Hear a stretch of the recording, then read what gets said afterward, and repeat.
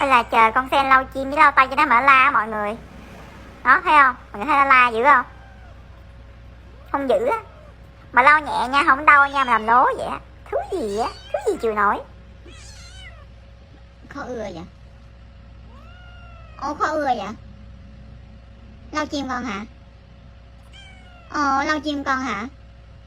Không cho hả? Ồ, đi đái không lau chim không cho hả? Lau chim không cho hả?